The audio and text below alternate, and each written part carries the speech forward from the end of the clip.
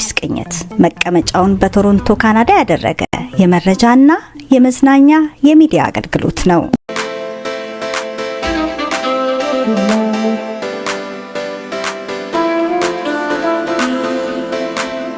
አዲስ ቅኝት በዩቲዩብ፣ በፌስቡክ፣ በቴሌግራም፣ በዋትስአፕ www.addisperspective.com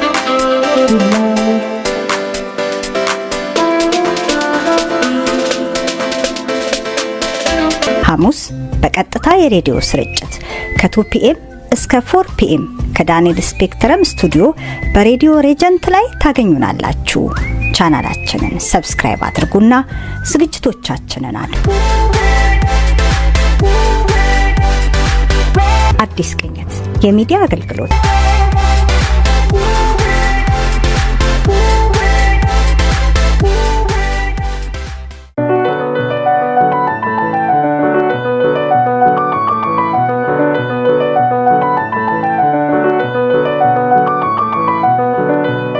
and its history. TIFF is located on the treaty lands and territory of the Mississaugas of the Credit and the traditional territory of the Anishinaabe, the Wendat, and the Haudenosaunee. The territory is within the lands protected by the Dish with One Spoon Wampum Belt Covenant and is home to many First Nations, Inuit, and Métis people. We are grateful to work on this land and bring the work of Indigenous artists to our audiences. We would like to start today with a few acknowledgements. Thank you to our members, donors, and supporters for championing TIFF's mission to transform the way we see the world through film. We truly could not achieve all that we do without your ongoing support. And a sincere thank you to our major sponsors, RBC and Visa, for their continued support, as well as the major supporters, the Government of Canada, the Government of Ontario, and the City of Toronto. And of course, a big thank you to Skills for Change, our programming partner for this evening. Tonight's event will feature a screening of 6 short films by newcomer and immigrant filmmakers, all local artists. Most of them are here tonight, so this is going to be exciting.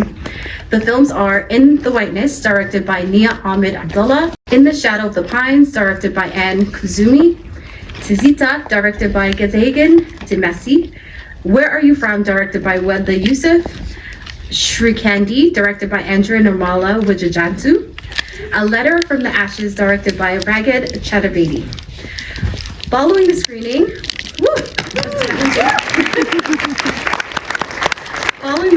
we will have a short moderated discussion with some of the filmmakers, Anjira Wadda, Raged, and Gezen, and the opportunity for an audience Q&A. So I hope you guys have questions.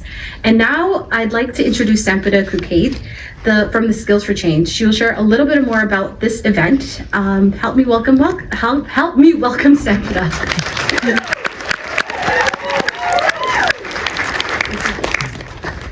Hello, everyone, and thank you for the warm welcome, Hoda. Thank you so much for joining us tonight.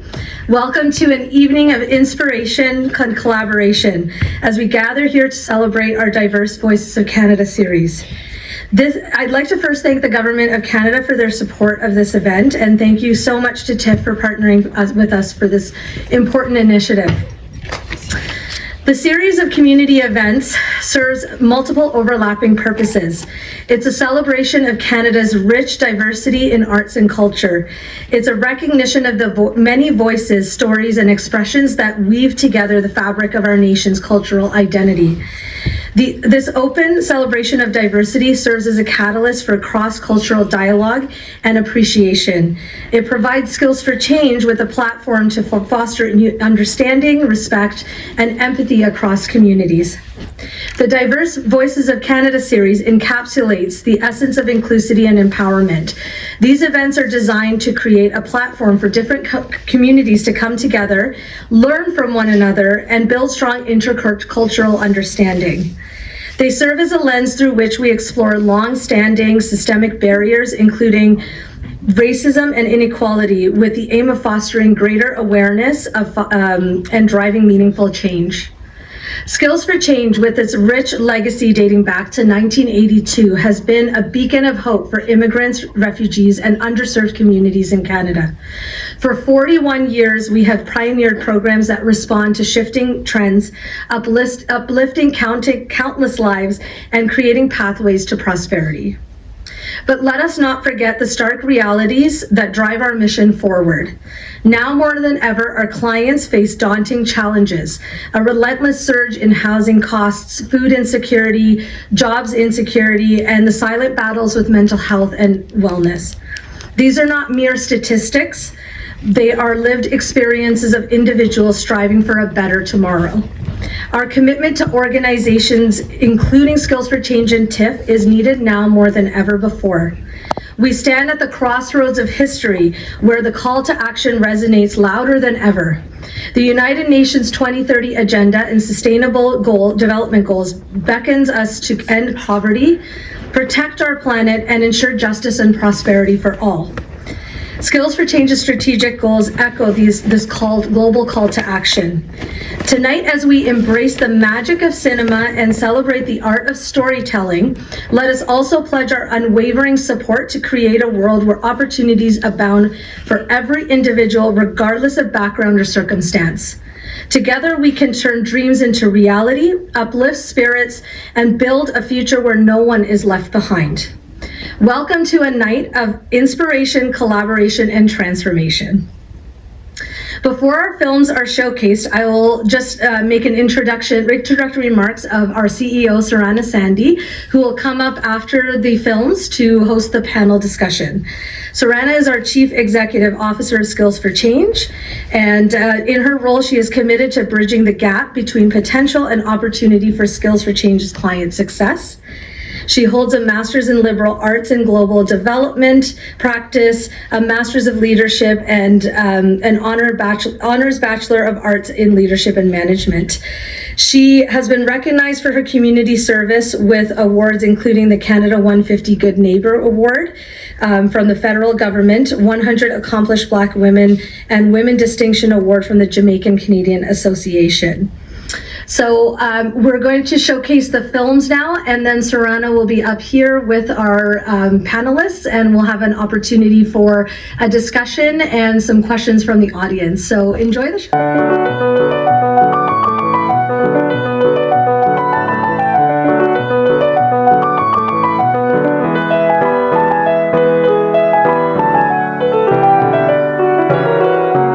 As we watch these incredible films, if you could please join me in just another round of applause for these amazing stories. We have a number of the filmmakers with us tonight. I'm going to introduce them. I think it's great that you get a little bit of a story on their background, who they are. And so we'll learn a little bit more about them, and then they'll talk about their films, and we'll have some time for you to ask some questions. But first, I want to thank again our partner, TIFF, for partnering with us for this initiative, and also to thank the Government of Canada for funding this initiative, allowing us to bring the stories to you.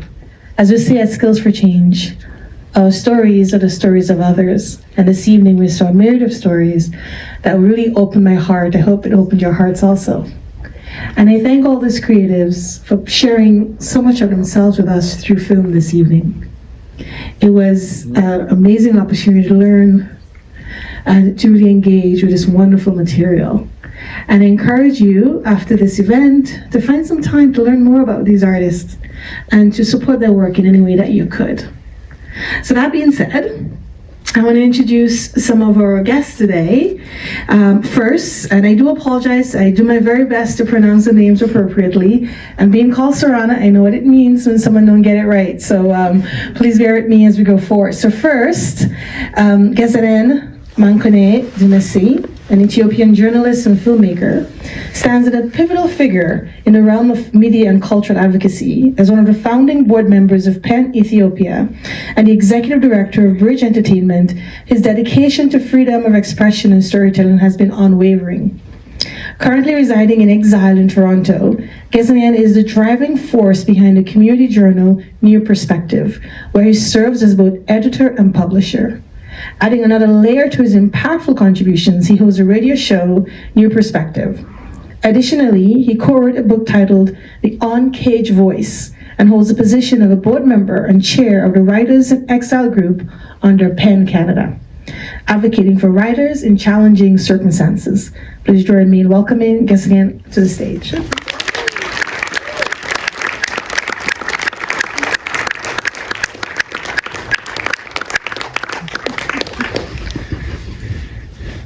And next we have Andrea with Hajanto.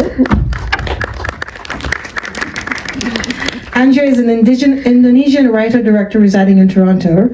Her works explore genre films as a medium to depict the current conditions surrounding political, social, and cultural issues. Her previous short film, Sri Kandi, a fantasy drama inspired by an Indonesian myth of the same name, premiered at the 2021 Toronto International Film Festival. Her new film, Sawo Matang, was the grant recipient of the 2021 NFFTY pitch competition. Andrea is currently in development for her first feature film, among other shorts. Please welcome Andrea to the stage.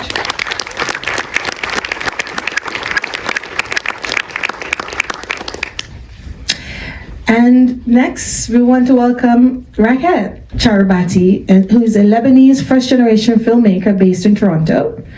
Charabati's films have been celebrated with a TIFF Canada's Top 10 Student Short Film Selection and awards at the Festival du Nouveau Cinema and Starfish Student Art Awards. Charabati is a Canadian Film Centre Directors Lab 2023 alum. Raket holds an MFA in Fine Film from New York University, graduated in 2019, and a BFA with a minor in Art History from NSCAD. Charabati is a two-time fellow of the Netflix Banff Diversity of Voices Pitch Program, as well as the BIPOC TV and Film times WBD Access Canada Episodic TV Writers Lab 2022. Please welcome Raket.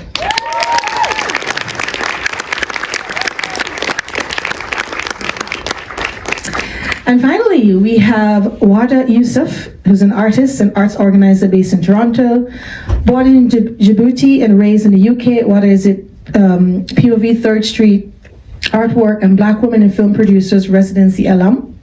She was the recipient of the David Maltby Award in 2019 for her exhibition Roots. Wada works across various artistic media, including visual arts, plays, poetry, painting, and puppetry. Her practice is engaged with themes of home, sexuality, identity, and displacement. She has spent almost a decade engaging local communities through curating storytelling shows and art therapy events. During the pandemic, Wada created House of Arts, a space for emerging creatives to showcase, develop, and create a community. Currently, she's working as an engagement coordinator for the Toronto Youth Equity Strategy Initiative and is undertaking an artist residency to develop a solo exhibit at the Westin Harbour Castle Hotel. So please welcome Wada.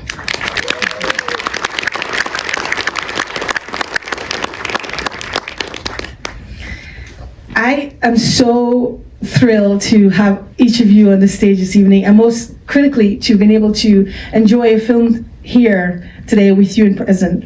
I think when I looked at these movies, I was just incredibly impressed, but also just incredible story and creativity that you all showcase. So I want to start with a general question, and I think we're sharing mics here. So a little mic short today. So I'd like each of you to take a minute to just walk us through a bit about your journey as a filmmaker and really what inspired you to pursue this career path. And as you're doing that, I think some of us really want to understand your thought process and development of your pieces that was shown this evening. So we can start here. Okay, thank you very much for the generous introduction, and I'm so glad and I'm so happy to see all these people coming to watch our films, and this is a day I was waiting for a long time.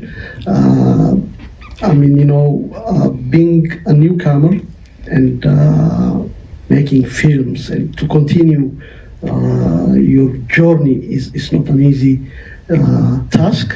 So we are here with the support of our community, our friends, and to come to your question, my film journey starts when I was very young. I grew up in Addis Ababa in Ethiopia, in a neighborhood called General Winget. It's a very interesting story. General Winget was a British officer from the Second World War who supported Emperor Haile Selassie of Ethiopia to kick out the fascist Italians from Ethiopia. And after the Italians were kicked out, Emperor Haile Selassie established a school and named after him. So when I grew up in that school, I grew up in that school, and it's a very diverse community. There were British, there were Indians, there were Russians later, and Ethiopians, Somalians, and many people from all parts of the world. And it's a very diverse environment. There was a man called Mr. Janadasa, and he bring films from all over, from Bollywood, from Hollywood, from Australia, and that was an eye-opening experience. So I grew up watching those films, and so then film became my passion. But after I grew up, the Marxist regime took power, so nothing was allowed, especially movies and literature from the West was banned in the 70s and 80s. So I get a chance to explore what's happening outside of the Eastern Bloc through the library of General Winget School and through those movies that Mr. Janadasa was showing us. So after I graduated from university, I joined the city of Addis Ababa and became a journalist, and was an editor of the cultural page. And there was a TV station, so I started my documentary production and making small series, drama series. So that was my first step to join the film industry.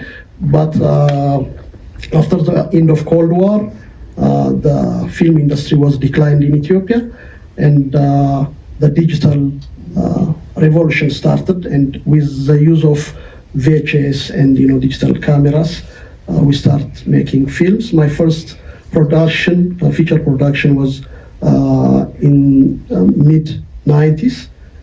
Then I mostly was a publisher and a journalist. So before I came to Canada, I, as you mentioned in my bio, I established PEN Ethiopia with my friends and started fighting for freedom of expression. But finally we ended up in Canada because the government didn't like us. And once I came here, the first question was, how can I pursue my film practice and journalism practice? It's very tough. I have to survive. My family was left behind. So I have a big community support because of PEN, and I met with Canadian filmmakers like Kevin Mackman. He's my Tizita's producer. He's a great filmmaker in Canada, and Neve Fitchman of Rhombus Media, and Lisa Clarkson, she is here. And all these guys and friends connected me and introduced me with the Canadian film industry. And I was proposing one feature film for Rhombus Media and one documentary.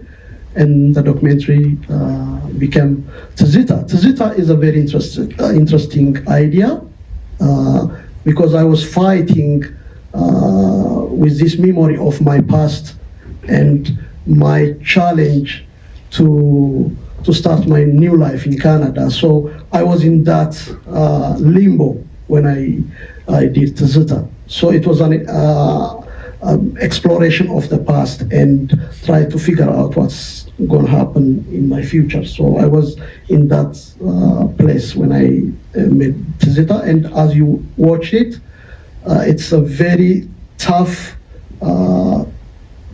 question for all artists, newcomers in Canada, to become an artist again. If you leave your country, if an artist leaves his country, it's like a fish, is out of water.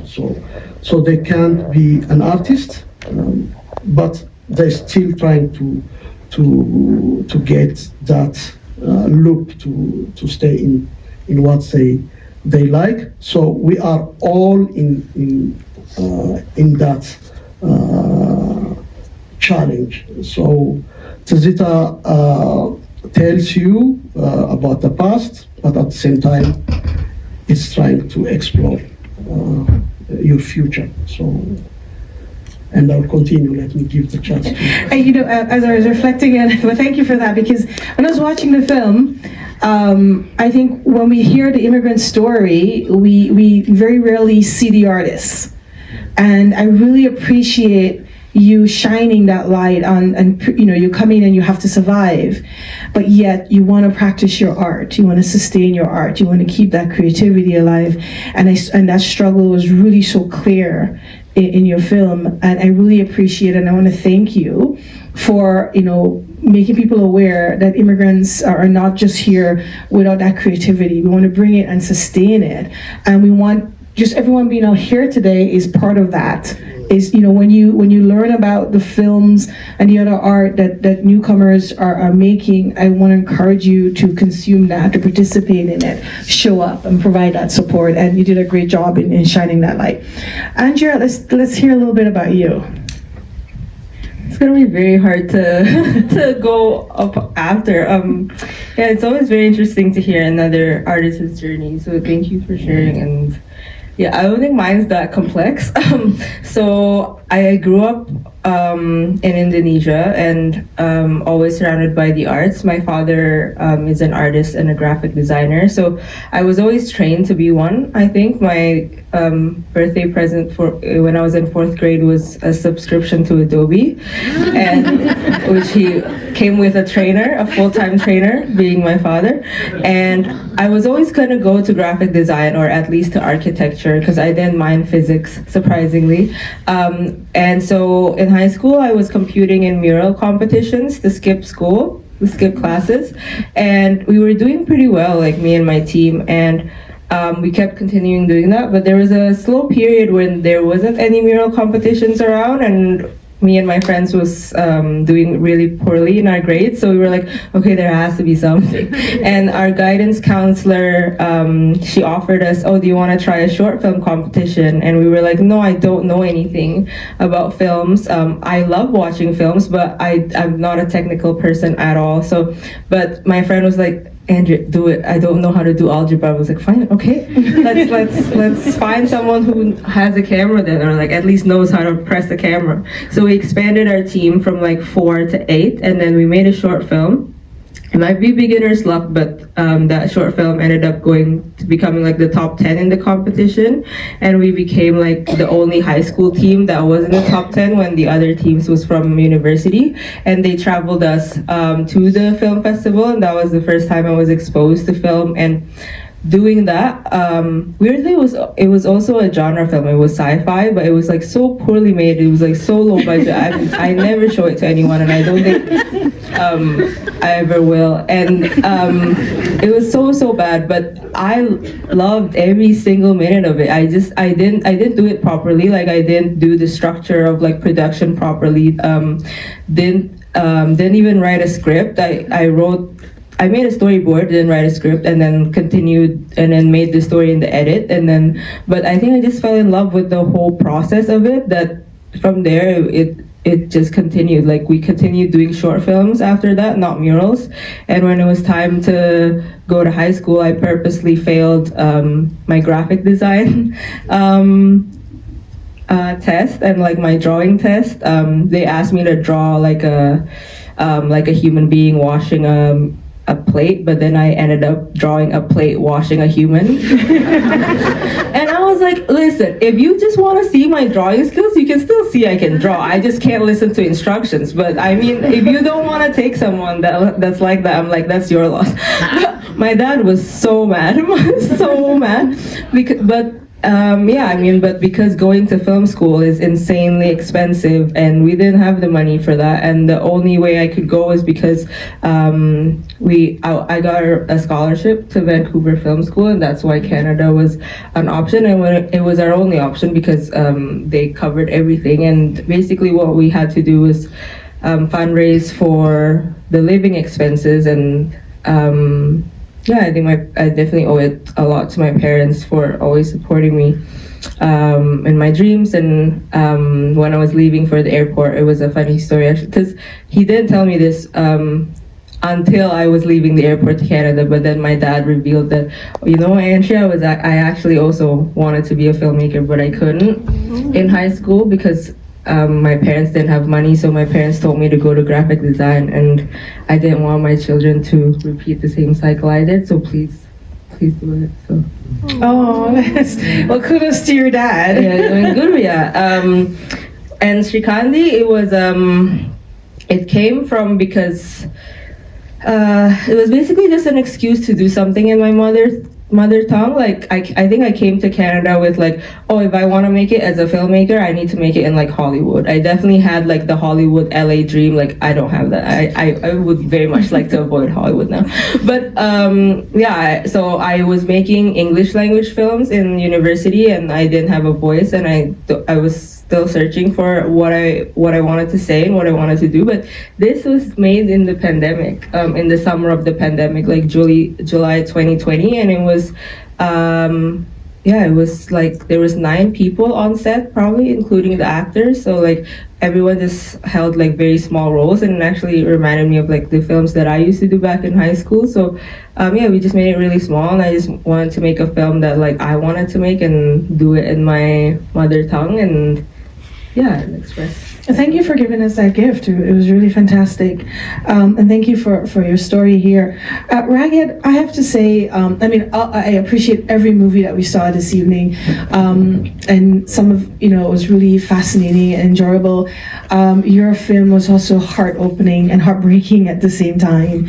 And really loved the vulnerability. And I love the fact that you told it through this letter to your mother. So could you, again, same question, and really just walk us through bringing this beautiful piece to us?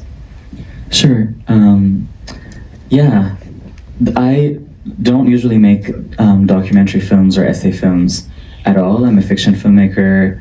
I love genre. I came to Canada when I was 17 as an international student.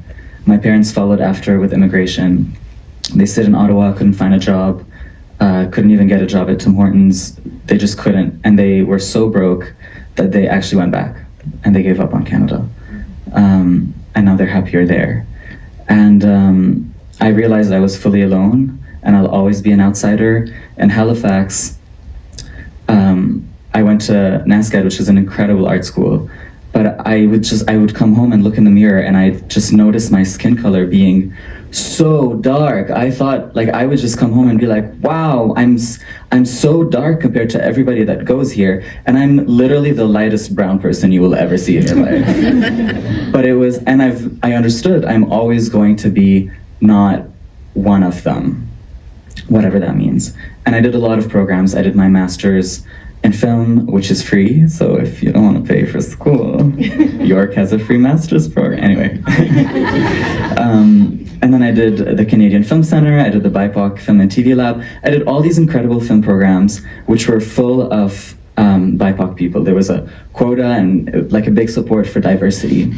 I did the Netflix Banff program twice, a bunch of programs, and they were all very much about diversity. And now entering the industry, it's not that at all whatsoever. It is very much not diverse, which is, things take time, change takes time, everything takes time. But I realized what I'm searching for, that Hollywood LA dream, as much as I want to make it and I want my art to be seen and I want to share the things that are inside my heart, it's not about how it's received. It can't be about how it's received, and it can't be about impressing someone to come make it with me. It can't, because I will always be an outsider, and that's fine. What it has to be about is some sort of gem inside that I need to dig for. as long as I know that there's something that I'm digging towards, I'm gonna be fine. Whoever sees it or doesn't, it's gonna be fine. I made this project, this one that you guys saw, through someone commissioned me to make a project, something academic, and then I made this, and they were like, oh, that's not what we want at all. So we didn't screen it, and I just put it away, and then I showed it to a friend one time who's here with us, and she was like, oh no, you should send this out. And this is the second time it screens at the Lightbox. And it's just, sometimes when you just make something as you dig for a thing inside you that's shiny and calling to you, even if you don't know what it is or why it's calling to you, other people hear it and see it shine and walk with you towards it. And I think that was the biggest lesson I learned with this film, because I think out of all of my other films, which are, I did this alone, I had nobody else, I didn't have an editor, I did everything. There was no one, there's no credit sequence, there's nothing. And I realized all that matters, what this taught me is you don't need $100,000, you don't need Canada Council, which is very important, and you do need it, and keep that funding, because they're cutting funding to the arts, hot dog, everything. Art funding is so crucial, but at the bottom of it, what's important is a sort of kindness, an honesty, a truth, a joy. And it's so hard to be happy. And it's so hard to be an immigrant who's happy, and it's so hard to be a first-generation immigrant to be happy. But it is possible. It is possible. And this is a bit personal, but I was so angry at my mother, who I grew up, we had such a close relationship, and I was so angry at her for letting me go. But I did a lot of mushrooms. Then I wrote her a letter, and I was crying and crying and crying. I hadn't cried in years. I just hadn't cried in years, and I just cried so much, and I wrote that letter. And I was like, oh, and I have all this footage. Let's put it together and make something. And this is how this film was born, by accident. But it was, I think, the biggest gift in my film work so far. Wow. Yes. And we are all very grateful and happy that you shared that gift with us. Thank you very much for that. And Wada, you had the shortest of short films. Tell us a bit more. It's the same question. Yes, so my film was Where Are You From? And it's the one where the girl is asked the questions, what's your name and where are you from and what's your favorite color? And, well, should I start with how I got started? Absolutely. Well, as you can see, the film literally tells my life in 2 minutes. That's what I've gone through. I'm constantly figuring out who I am, because I still don't know. I'm still figuring it out. And even today I was like, who do I show up as? I want to be seen, but who do I show up as? And I was so afraid to be seen, but anyways, it's happening. This is why I made this film, and my story is and what happened was how I got into the industry.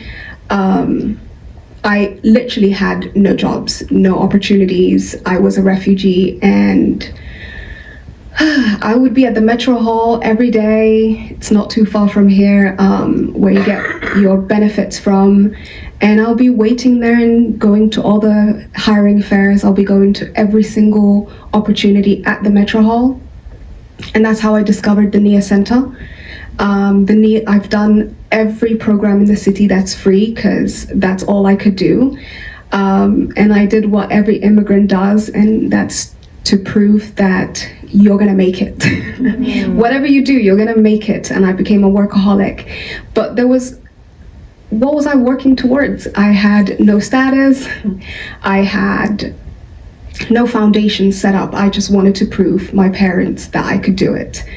I lasted 2 months with my mum when I arrived here. This is the outfit I got kicked out. So I'm wearing it today, and I thought I was making a point. I don't know what the point is. She's not here. She's not here. My family has never supported anything I have done. I've been doing most things by myself. really grateful my little sister is here today. This is the first time I have a family member seeing what I do. But anyways, I did every single film program I could do that was free. But I think I was distracting myself. I just wanted to prove I could do something. I should have been focusing on getting my credit card set up, just figuring out lawyer stuff. Nope, I decided to be an artist, and I didn't know I wanted to be an artist, but now I feel like there's this spirit in me, and this spirit is my ancestors, and they all want to tell a different story, so I don't even have a medium. The reason this film came about is all the films I was trying to make were not getting funding. So I think I did a one-woman play, and a friend saw that one-woman play about being in Canada, what it means to be in Canada, and I told my true story. And then he said, why don't we make a really funny interview something? And I said, okay, sure, let's do it. I didn't have friends at that time. I was trying to make friends, so I said, let's hang out for Friendsgiving and let's make a movie. So a bunch of us got together and tried to make films. So we made like around 5 films that day, and $0. And that's how Where Are You From came about, and now it's turned into a DEI film where I talk about the name biases, I go into different workspaces, and I love that. I don't really like the industry and the festivals and the pursuit of festivals, although they are useful. I love that films can start a conversation and they can teach a way, and I think I want to continue making films for telling my family the way. I think that's why I create. Hopefully I answered your question. You did. Your life become a tzita. That's it. We have a tzita, you know. Tzita is a very great music for most Ethiopians. Every Ethiopian on the streets or in anywhere can hum you, you know, a tzita. Because everybody has something to remember. So it's a nostalgic feeling. But I don't want to live in that nostalgic feeling. I want to move forward. But when I came to Canada, my wife and son was left behind. So I have a lot to remember, a lot to think about my homeland.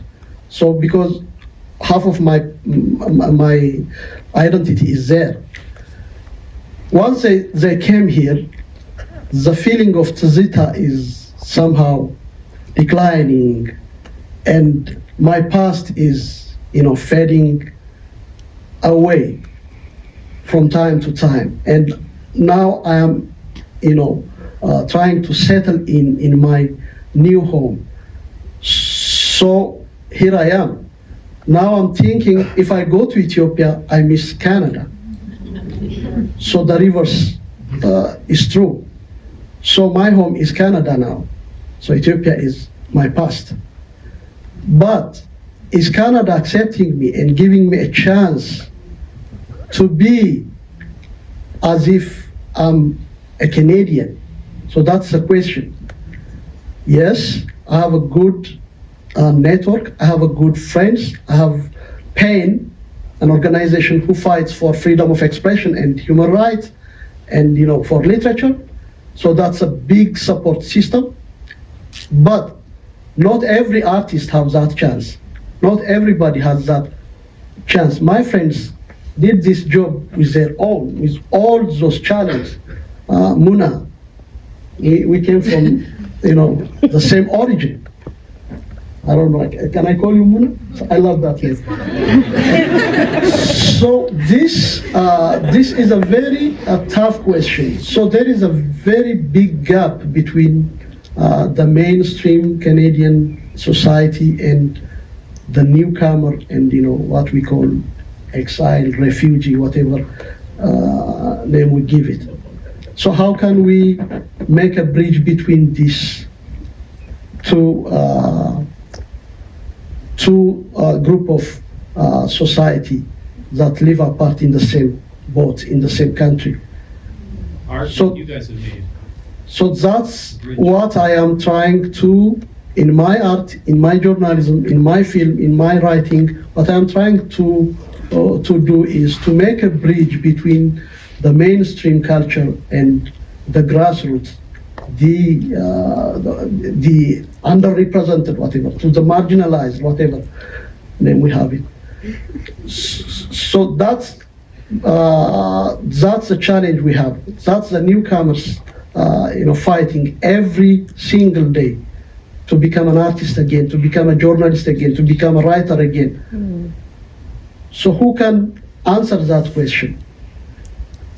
If we are Canadians, we came with this wealth of, tons of, experience and knowledge. We can give it back to Canada. So who can receive it? Who can, consider it as a valuable knowledge and experience? So especially in the sector of art and journalism and film. There are so many filmmakers I know. They ended up becoming, cab drivers like Girma Michael, the saxophonist, is doing in my film. So we need to answer that question. So Canada is of course save our life. It's a safe haven because our dictators might took our life, but that's not enough. We need to move forward. We need to start again. So how can we do that? That's a question I want to ask to the mainstream Canadian society and to the mainstream media or to whoever must answer this question. Nice friends to actually work for free and support you. So you did a great job with that. Really appreciate that.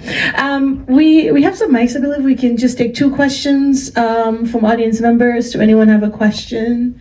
I should put your hand up and we'll bring the mic to you. So I just wanted to mention for the quote that, I'm sorry, my memory is not very good, but the film where you're discussing coming out and your mother, I know that must have been very vulnerable. I'm interested to know how you felt watching the film today. And I just want to thank you for that quote, which ignited a light in my heart as far as with my creativity being a visual artist. But I was really interested to know, maybe with everyone, how you felt watching your films for the first time. That's a great question because I now have a partner who's okay with me exploring my gender, and drag was a gateway to me really playing with gender and what gender is and if gender even matters to me personally. Obviously, it's you get to decide how gender reads to you. And now I have someone in my life who is very supportive. And for the first time, nobody had ever seen these home videos. These were buried deep underground in like a cellar where nobody's ever seen any of these home videos, and I was so ashamed. I used to choreograph Britney Spears all the fucking time. Nobody knew what gay was in Lebanon. It wasn't even a thing. And I was like the it gay boy of the town. And so I hid all this stuff. Nobody's seen it. And the first time any of my friends or anybody I know has ever seen it was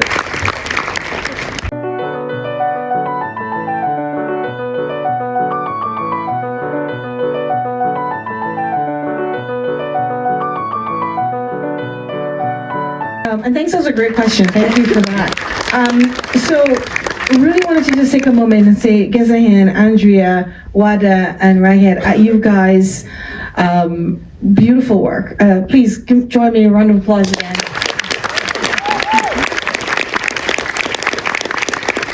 Thank you for sharing the stage tonight here, and thank you for bringing your stories and pushing through.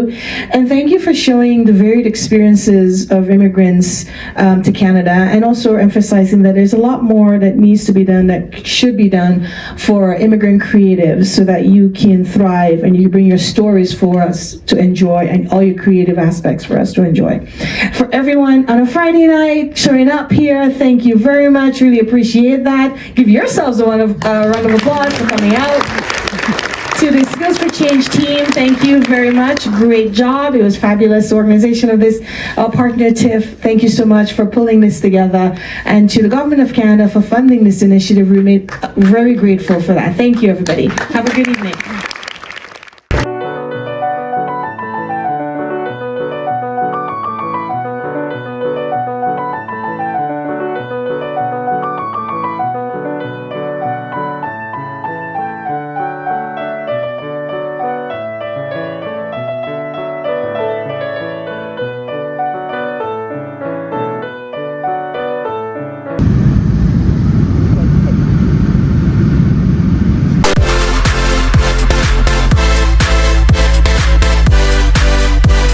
አዲስቅኝት መቀመጫውን በቶሮንቶ ካናዳ ያደረገ የመረጃና የመዝናኛ የሚዲያ አገልግሎት ነው።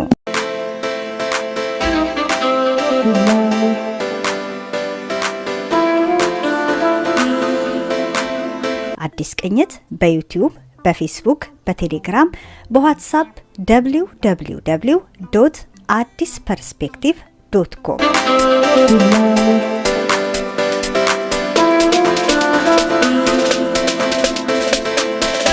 ሐሙስ በቀጥታ የሬዲዮ ስርጭት ከ2 ፒኤም እስከ 4 ፒኤም ከዳንኤል ስፔክትረም ስቱዲዮ በሬዲዮ ሬጀንት ላይ ታገኙናላችሁ። ቻናላችንን ሰብስክራይብ አድርጉና ዝግጅቶቻችንን አድምጡ። አዲስቅኝት የሚዲያ አገልግሎት